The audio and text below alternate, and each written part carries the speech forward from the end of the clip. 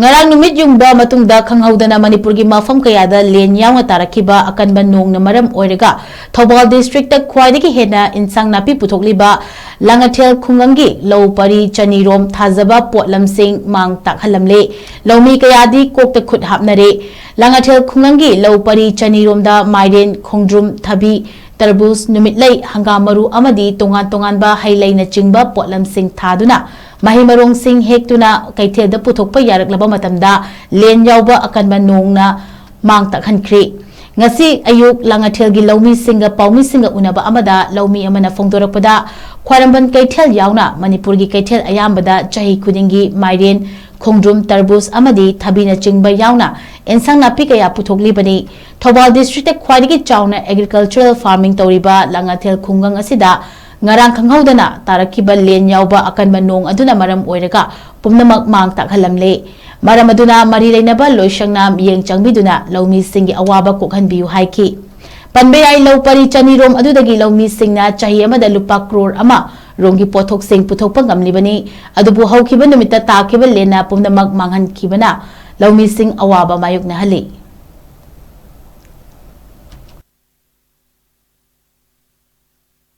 Ngaranggi Khanghoudana lapa natural disaster haidra calamity haidra ampa len askibatik kungna tabal len duna ngasi Thoubal district ki manung chana leriba green farming da chauna chahi khudingi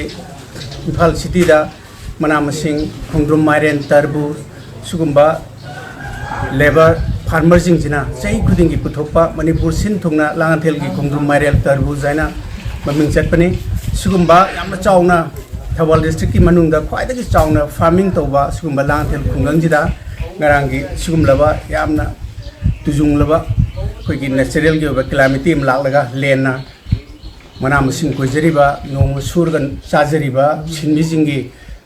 makhoigi chahi magi income moigada sourcing ado ngarang pumdoi lusinbigre totally destroy tobigre maram maduna mari lenaba department na miyeng changbiduna akanba survey ama chathabiraga lobi praja singjigi wariba nangliba haibadi tangai fadana farm ama tobu matamda portion torga khoiba mana masing yolaga portion gi magi charging pigidaba khotkedaba mayam dugi awaba dongasi lobi praja singje kapna larno dugi khunjal mayam ama tai maram baduna yargadi mari lenaba department na akanba miyeng changbiduna wariba lomi sinmi jingjigi yengbiraga mateng PBU haina सरकार की पुंगनिंग चिंसिंजरे